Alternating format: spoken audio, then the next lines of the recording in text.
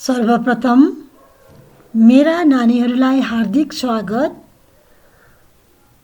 अस्तिको क्लासमा मैले निबन्धकार सलोन कार्थक र उनका साथी मङ्गल महर्जन सोल सहरको मेनहाटन यड्डो चौकमा घुम्न गएका अनि त्यहाँ विभिन्न थोक प्रदर्शन हेरी कोरियन पेय पदार्थ अथवा पिउने पदार्थ मा आनन्द लिएको कुरासम्म हामी पुगेका थियौँ। ल नानी हो, आज भने त्यसपछिको प्याराग्राफ पढाउनेछु। राम्ररी पाठ्यपुस्तकमा ध्यान लगाऊ, म व्याख्या गर्दै जानेछु।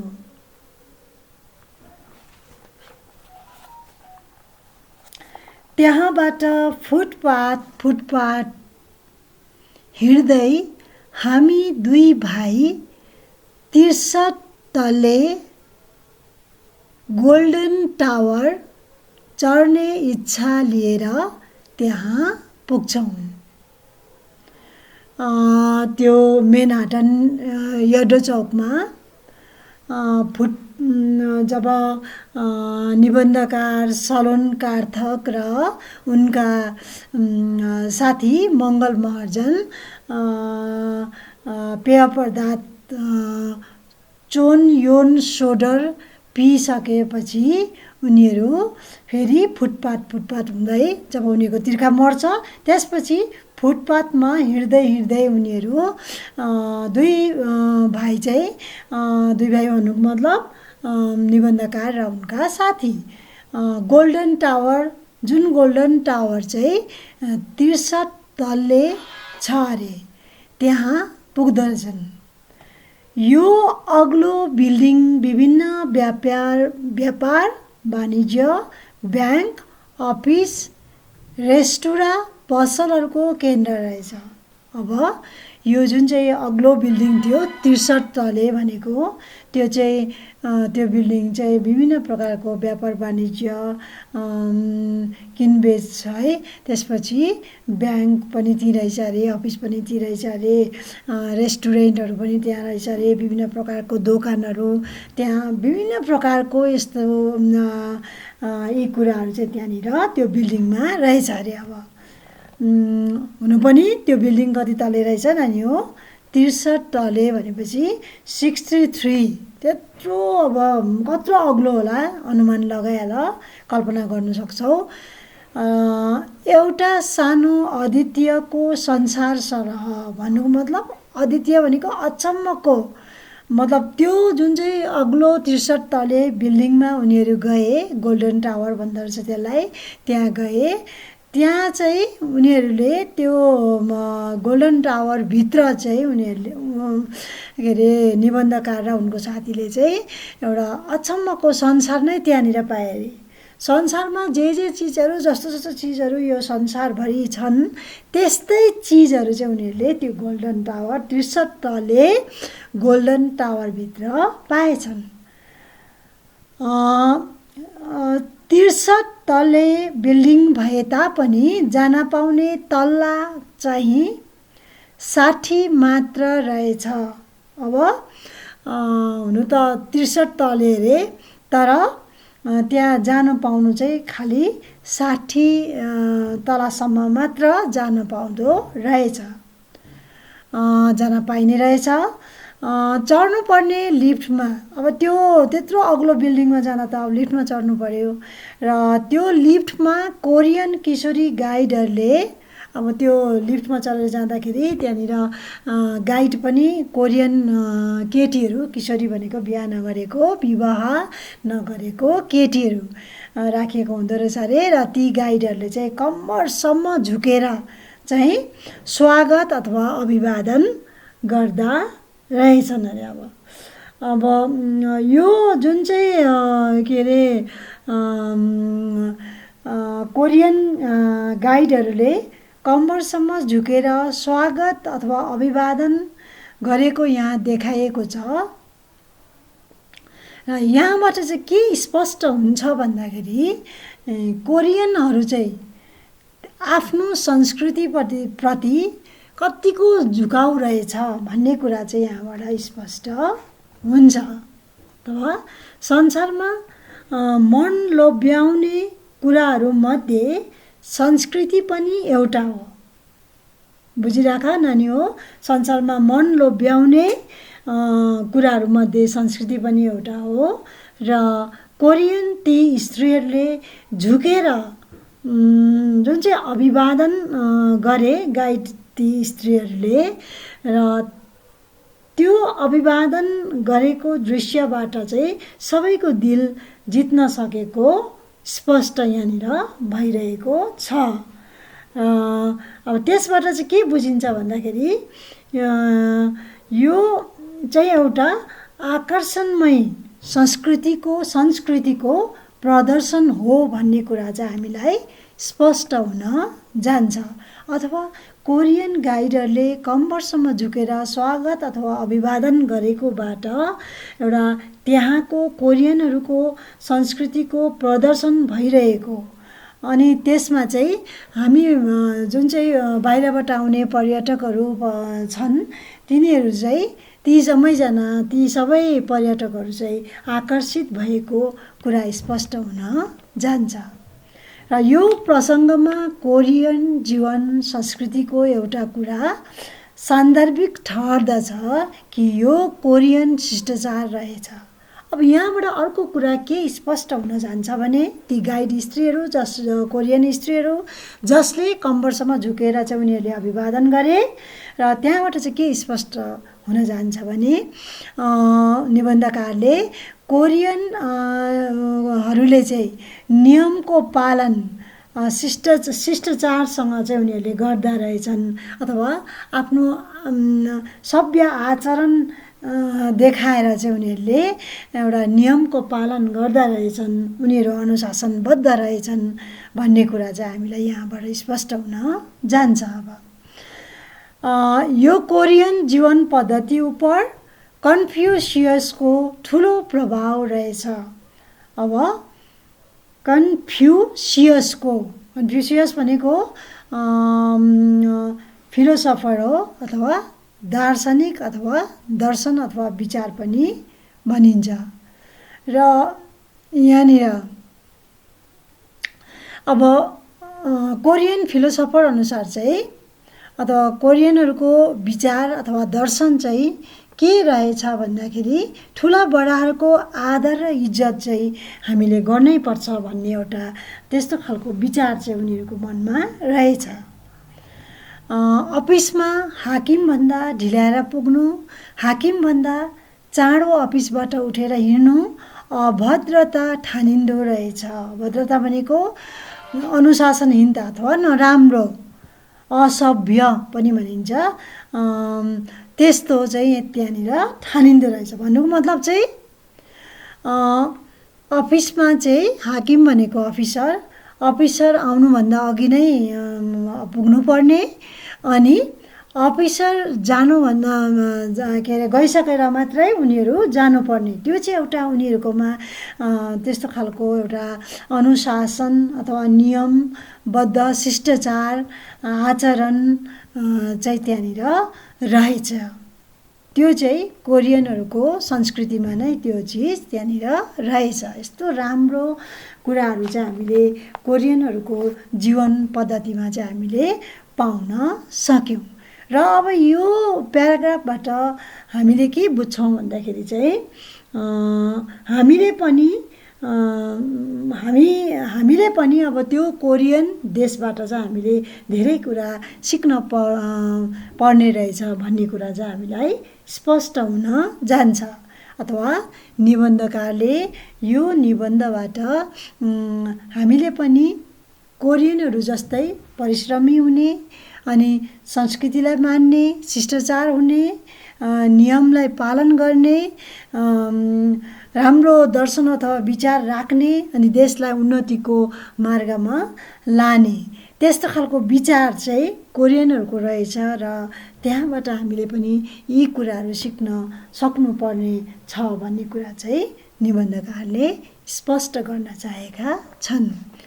हामी अन्य देशमा घुम्न जाँदा मात्र त्यहाँको वातावरणसँग मात्र परिचित नभएर त्यहाँको संस्कृतिसँग आचरण व्यवहार वातावरणदेखि लिएर संस्कृति जम्मै संस्कार यी जम्मै कुरालाई चाहिँ हामीले त्यहाँबाट बुझेर त्यहाँबाट केही सिक्न सक्नुपर्ने रहेछ भन्ने कुरा चाहिँ निबन्धकारले यहाँनिर स्पष्ट गर्न चाहँदैछन् अथवा यो निबन्ध मार्फत त्यो बताउन खोज्दैछन्। अब हामीसँग अरू 10-12 जना लिफ्टमा चढ्छन्।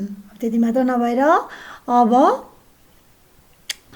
हामीसँग भनेको निबन्धकार र उनको साथीसँग 10-12 जना लिफ्टमा चढ्छन् अरे। लिफ्ट भनेको बुझिहाल्छौ। हामी सुस्त तल्लो तलादेखि हुँदै सुस्त भनेको बिस्तारी तल्लो तला ग्राउन्ड फ्लोर तल्लो तलादेखि हुँदै आकाशिँदै जान्छौँ भनेको माथि माथि माथि माथि अर्को तला हुँदै निकै माथि पुग्छन् अरे।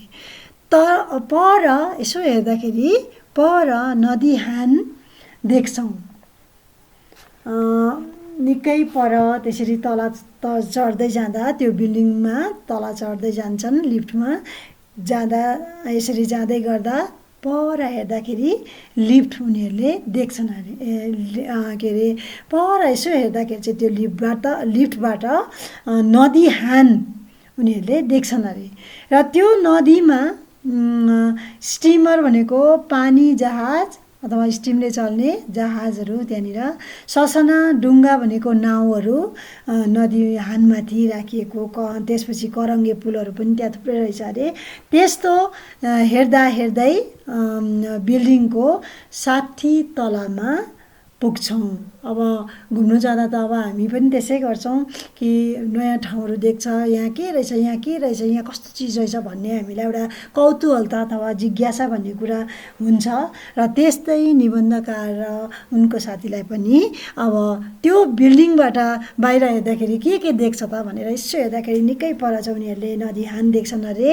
अनि जुन नदी हानमा माथि चाहिँ स्टिमरहरू त्यसपछि ससाना नाउँहरू त्यसपछि पुलहरू त्यहाँनिर त्यस्तो उनीहरूले देख्छन् अरे। र त्यो हेर्दा हेर्दै उनीहरू 60 तला माथि उनीहरू पुग्छन् अरे।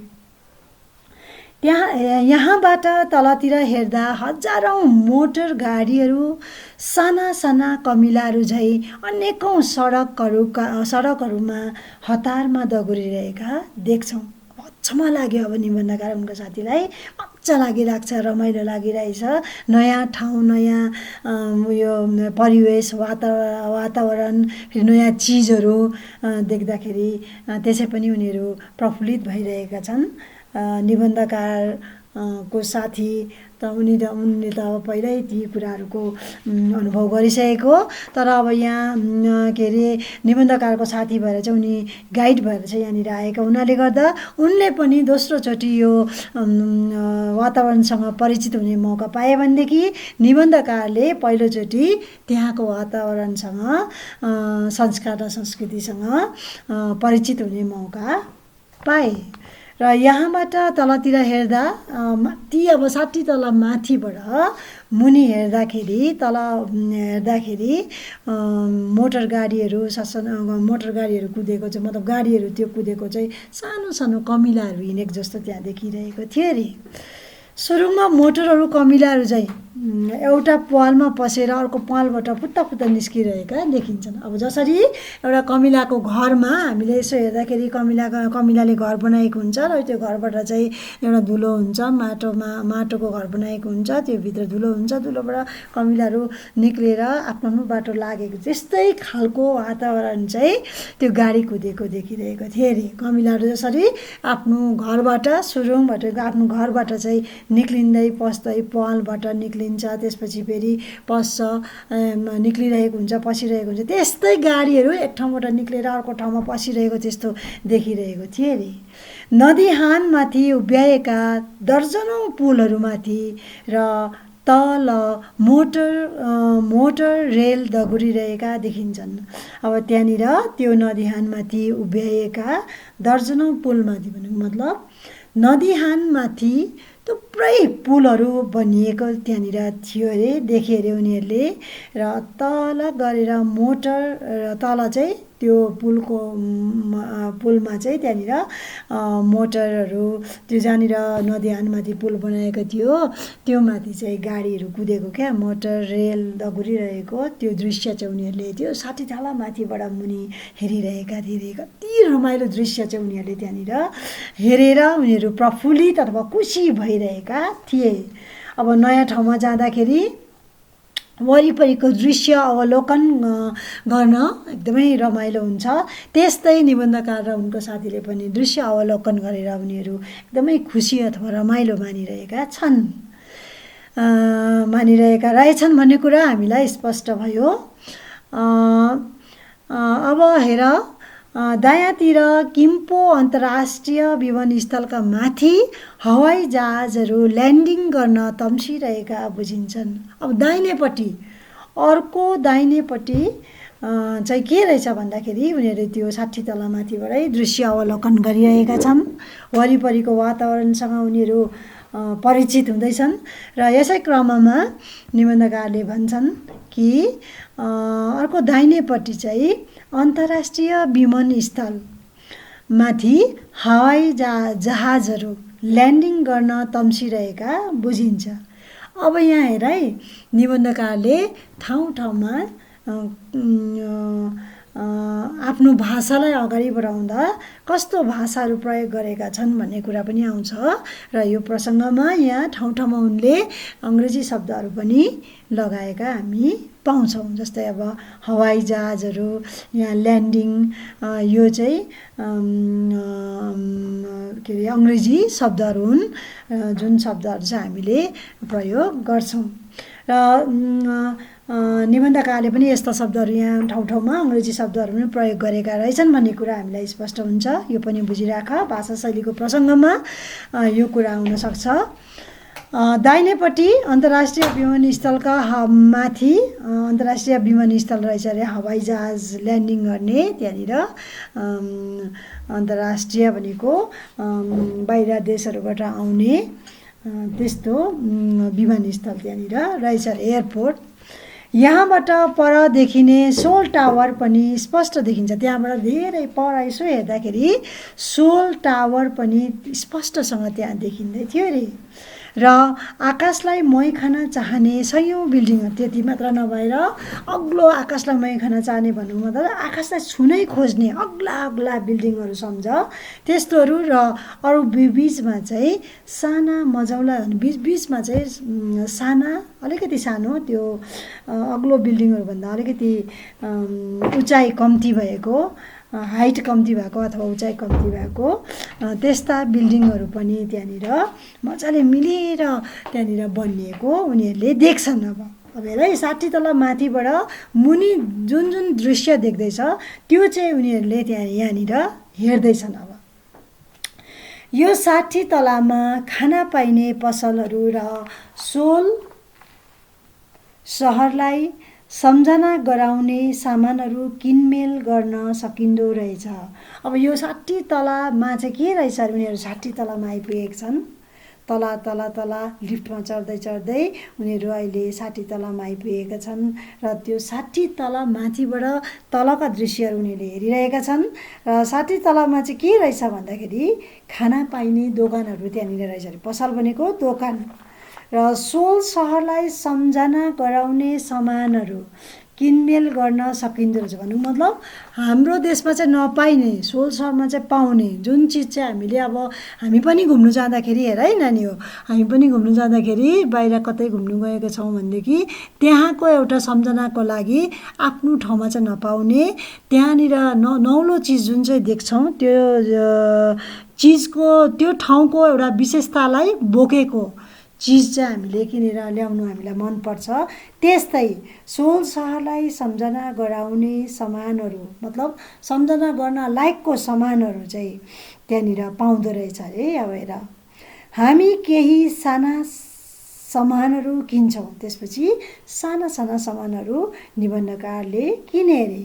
फोटोहरू उतार्छौँ। त्यसपछि उनीहरूले नक्सा पनि खिचेछन्। नौलो ठाउँमा जाँदा सम्झनाको लागि हामीले फोटोहरू पनि खिच्छौँ र त्यसै गरेछन्। केही बेर बसेर लिफ्टबाट ओर्लन्छ। त्यसपछि केही बेर त्यो 60 तलामाथि बसेर त्यहाँको वातावरणहरूसँग परिचित भएर यताउता सबै दृश्यहरू अवलोकन गरेर हेरेर सकेपछि उनीहरू लिफ्टबाट तल फेरि झरे। यो एउटा स्मरणीय क्षण नै सम्झन्छौँ। अब त्यहाँनिर यो यति साह्रो स्मरणीय भनेको सम्झना गर्न लायकको। अब यो सोल सहरमा गएर त्यो 60 तलाको बिल्डिङमा चढेर चाहिँ 63 तले बिल्डिङमा चढेर 60 तलासम्म जान पाइने रहेछ र त्यो 60 तला माथि गएर उनीहरूले जुन चाहिँ त्यहाँको आनन्द उनीहरूले दृश्यको अवलोकन गरेर आनन्द लुटे त्यो चाहिँ एउटा सम्झना गर्न लायकको क्षण अथवा समय थियो भनेर चाहिँ यहाँनिर मतलब कहिले पनि म यसलाई भुल्न सक्दिनँ। यति रमाइलो वातावरण चाहिँ मैले त्यहाँ पाएँ, मैले त्यहाँबाट अनुभव गर्न सकेँ, रमाइलोपनको अनुभव बटुल्न सकेँ भनेर चाहिँ म यसलाई कहिले पनि बिर्सन सक्दिनँ भनेर चाहिँ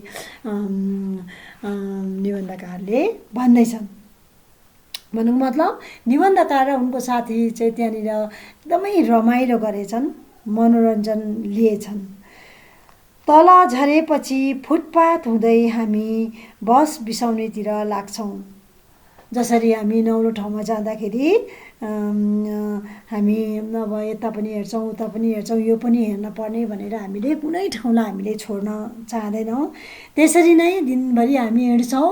हामी तक्लिफ गर्दै हामी दुःख गर्दै भए पनि हामी हिँड्छौँ, तर त्यहाँको एउटा आनन्द लुट्नु, मनोरञ्जन लिनु हामीलाई मनपर्छ। त्यस्तै निबन्धकार र उनका साथी पनि फेरि त्यो 60 तले बिल्डिङबाट जब उनीहरू तल झरेपछि फुटपाथ हुँदै निबन्धकार र उनको साथी बस बिसाउनेतिर लाग्छन्। अब बस बिसाउने भनेको बस स्ट्यान्ड त्यहाँनिर लाग्छन् अरे। छेउमा बस बिसाउने नभएको हुनाले भनौँ मतलब बस स्ट्यान्ड निकै टाढामा रहेछ र केही समयसम्म व्यस्त सडकमा दगुरिरहेका मोटर, अब किनभने अब रोडमा त अब गाडीहरू कुदिरहेको हुन्छ, सडकमा बसहरू हिँडिरहेको हुन्छ र धक्का लाग्छ भनेर अथवा त्यहाँ अप्ठ्यारो हुन्छ हिँड्न भनेर चाहिँ निकै बेर उनीहरू फेरि फुटपाथ भएर उनीहरू हिँड्छन्। उनीहरू बस स्ट्यान्ड जाँदैछन् है अहिले। अब बस स्ट्यान्डलाई के अरे त्यहाँ जानको लागि उनीहरू फुटपाथ भएर हिँड्दैछन्। अब यसरी हिँड्दै आउँदा घर बिल्डिङको हातामा 10-12 फुटका रुखहरू भर्खरै रोपेका र ती सबैलाई परालको गुन्द्री झैँ वस्तुले वरिपरि बाँधेको हामी पाउँछौँ। कति रमाइलो कुरो, कति राम्रो कुरो। अब त्यहाँका मानिसहरू चाहिँ कति कडा नियम चाहिँ पालन गर्दा रहेछन्। कति राम्रो नियमहरू चाहिँ उनीहरूले अपनाउँदो रहेछन् भन्ने कुरा यहाँबाट हामीलाई स्पष्ट हुन जान्छ कि एउटा भवन निर्माण गरेपछि 10 वटा वृक्ष रोप्नु पर्ने है। एउटा घर बनाएपछि चाहिँ कोरियन मान्छेहरूले जब एउटा घर बनाउँछन्, घर बनाइसकेपछि 10 वटा वृक्षहरू रोप्नु पर्ने, कति सुन्दर र आवश्यक नियम पालन गर्दा रहेछन् भन्ने कुरा चाहिँ हामीलाई यहाँबाट चाहिँ स्पष्ट हुन जान्छ। हेर है नानी हो, यहाँ निबन्धकारले भन्दैछन् कि के भन्दैछन् हेर। अब त्यसरी त्यो बस स्ट्यान्ड जाँदाखेरि चाहिँ उनीहरू फुटपाथ भएर उनीहरू जाँदैछन् अरे। र यसरी हिँड्दै आउँदाखेरि चाहिँ घर वा बिल्डिङको 10-12 फुटको डिस्टेन्समा भनौँ मतलब चाहिँ त्यो ग्यापमा चाहिँ त्यो है त्यहाँ चाहिँ रुखहरू चाहिँ भर्खरै रोपेको रुखहरू उनीहरूले देखेछन्। सबैलाई त्यो रुखहरूलाई चाहिँ अब मार्छ भनेर चाहिँ पराल अथवा गुन्द्रीले बुनेको त्यो एउटा चिजले चाहिँ त्यसलाई ढाकेर राखेको रहेछ अरे। अब यति राम्रो कोरियन मानिसहरूले चाहिँ जब घर बनाउँछन्, घर निर्माण गरिसकेपछि 10वटा वृक्ष रोप्नुपर्ने बाध्यता अथवा अनिवार्यता त्यहाँनिर अनिवार्यताको नियम चाहिँ त्यहाँनिर लागू गरिएको रहेछ अरे। र त्यस्तो खालको नियम पालन गरेर उनीहरूले त्यसरी रुख रोपेको कति राम्रो वातावरण चाहिँ त्यहाँ देखिरहेको थियो अरे। अब यहाँबाट हेर है नानी हो, यहाँबाट के स्पष्ट हुन्छ, हामीले के बुझ्नुपर्छ भन्दाखेरि चाहिँ कोरियन मानिसहरू चाहिँ ग्लोबल वार्मिङको यो समयमा पर्यावरणप्रति पनि उनीहरू सुरक्षित पर्यावरण सुरक्षाप्रति पनि उनीहरू चाहिँ सचेत भएको कुरालाई चाहिँ हामीले यहाँबाट जान्न सक्छौँ। यति ज्ञानी मानिसहरू त्यहाँका मानिसहरू कि आफ्नो देशलाई चाहिँ एकातिर पर्यटकहरूलाई आकर्षित गर्नुको लागि उनीहरूले यो गरेको पनि हामीले बुझ्न सक्छौँ। अर्कोतिर चाहिँ ग्लोबल वार्मिङको समयमा पर्यावरण सुरक्षा चाहिँ एकदमै अनिवार्य छ भन्ने प्रति उनीहरू सचेत भएको कुरा पनि स्पष्ट हुन जान्छ। यति राम्रो अनुशासनबद्ध भएर उनीहरूले कार्य गर्दो रहेछन्, त्यहाँका मानिसहरू यति राम्रो नियम र कानुनमा बाँधिएका रहेछन् भन्ने कुरा चाहिँ हामीलाई यहाँबाट स्पष्ट हुन जान्छ। यो किन यसो गरेको म सोध्छु। अब छक्कै पर्छन् निबन्धकार र निबन्धकारले सोध्छन्, अरे साथी यो चाहिँ किन यसो गरेको भनेर। यहाँ घर बिल्डिङ बनाएपछि कम्पाउन्डमा चाहिँ 10वटा रुखहरू रोप्न अनिवार्य छ। अघि मैले भनिहालेँ, यहाँबाट के स्पष्ट हुन्छ त्यो रुख रोपेकोबाट भन्दा चाहिँ अब जसले घर बिल्डिङ बनाउँछ उनीहरूले रुख रोप्नै पर्छ भन्ने बाध्यता त्यहाँ लगाएको रहेछ अरे। यसै कारण घर धनीहरूले नयाँ सानो बिरुवा नलगाएर हुर्केका रुख बिरुवा नै उखेलेर ल्याएर चाहिँ रोप्ने गर्छन् अरे। अब सानो बिरुवा लगायो भने त मर्छ, किनभने यो त अब एउटा कम्पलसरी भन्नुको मतलब एकदमै अनिवार्यता रहेछ। त्यस कारणले गर्दाखेरि चाहिँ अब त्यहाँको गभर्मेन्टले त त्यहाँको सरकारले नै अब यो त एउटा कानुन लगाइदिएको रहेछ, गर्नै पर्ने एउटा बाध्यता हुनाले गर्दा यदि सानो रुख लगाएको खण्डमा मर्नु पनि सक्छ। त्यस कारणले गर्दाखेरि चाहिँ उनीहरूले सानो बिरुवा नलगाएर ठुलै रुख ल्याएर चाहिँ उनीहरूले बिरुवा उखालेर ल्याएर चाहिँ उनीहरूले रोपेका रहेछन्। महर्जन बताउँछन् र यो चाहिँ यस्तो गरेको है भनेर उनको साथीले उनलाई बताए। हो, सोल सहरमा निकै हरिया भरिया बगैँचा रुखहरू लगाएका देखिन्छन्। अब उनले चारैतिर हेरे, हरियो परियो बगैँचाहरू रुखहरू लगाएको चारैतिर उनले देखे। साँच्चै नै हो रहेछ, यहाँ चाहिँ गभर्मेन्टले अथवा सरकारले नै यस्तो खालको नियमहरू चाहिँ कडासँग चाहिँ लागू गरेको रहेछ भन्ने कुरा उनले बुझे।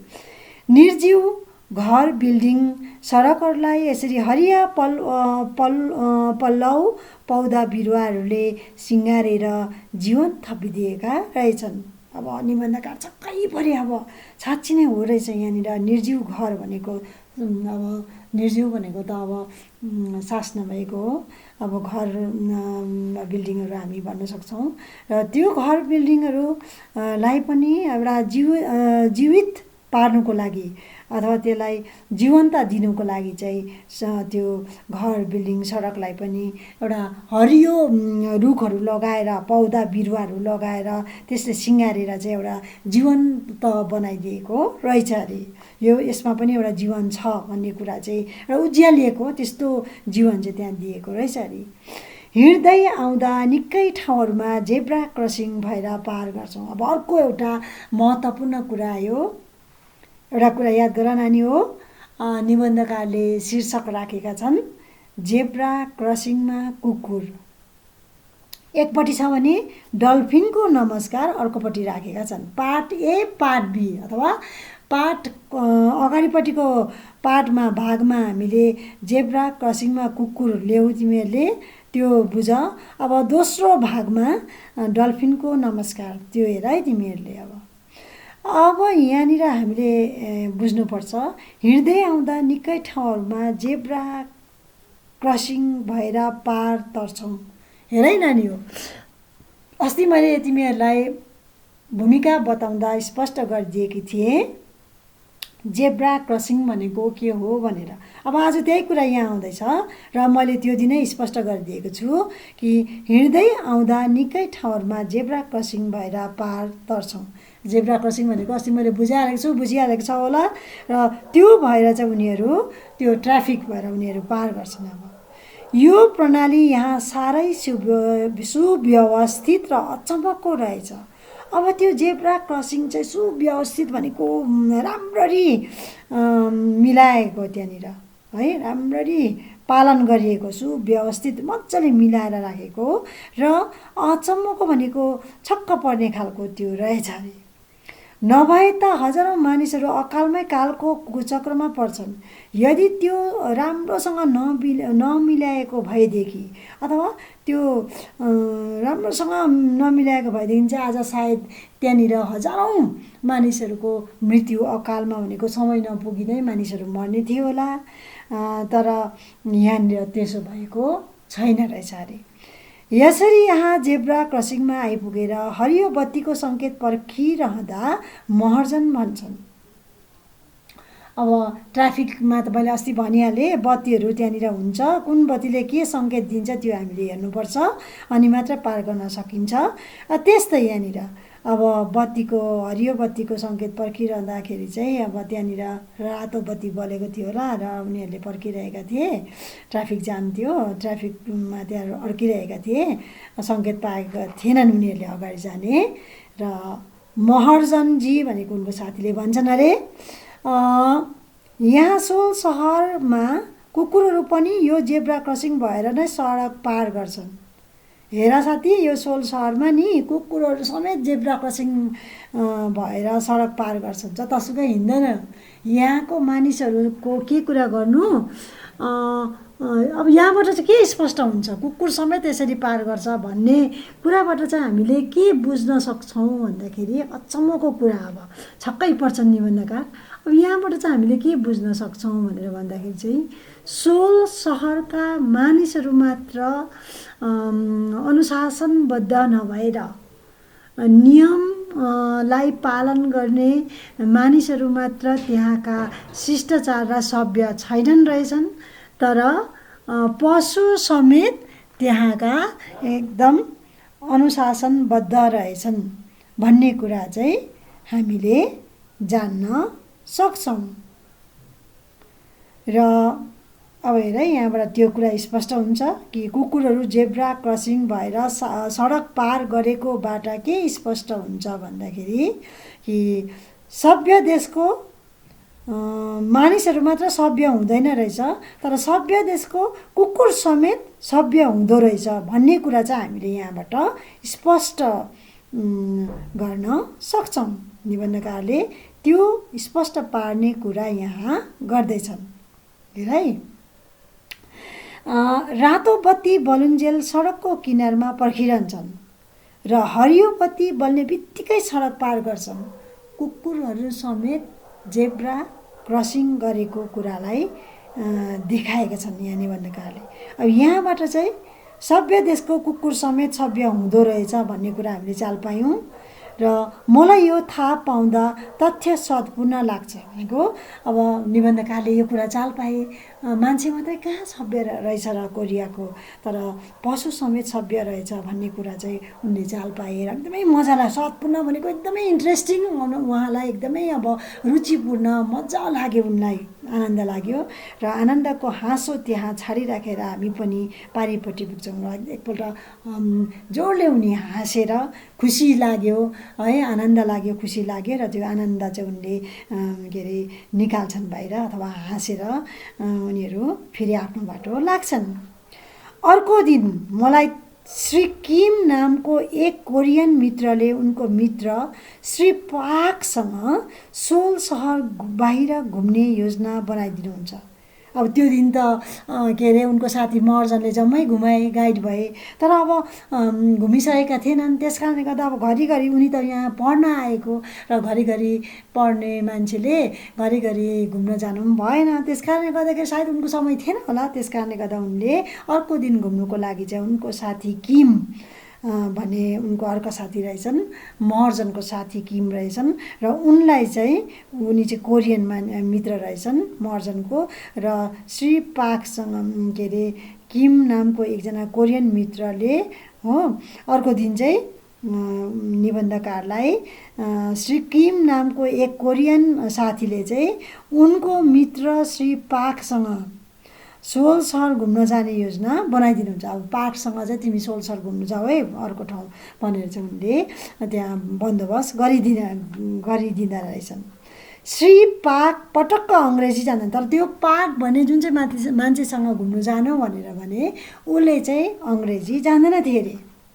हाम्रो एकाअर्कासँगको सञ्चार माध्यम प्राय नै अभिनय यस नोमा सीमित हुनुपर्छ र अब एक्टिङ गरेर, अभिनय भनेको एक्टिङ गरेर चाहिँ दुईजनाको बात एकाअर्काको बात एक्टिङ गरेर नै बुझ्नु पर्दो रहेछ। मतलब भाषाको त्यहाँनिर कमीले गर्दा अब अङ्ग्रेजी जान्दैनन्, यता निबन्धकार अङ्ग्रेजी जान्ने, उता अङ्ग्रेजी नजान्ने, उता फेरि निबन्धकारले कोरियन भाषा नजान्ने, त्यसले गर्दा अभिनयद्वारा नै भनेको एक्टिङद्वारा नै दुईजनाले मतलब विचारको आदान प्रदान हुँदो रहेछ। श्री पाक र म उनको सानो भोक्सवेगेन भनेको चाहिँ कम्पनीको नाम, यो चाहिँ अब गाडी कम्पनीको नाम हो।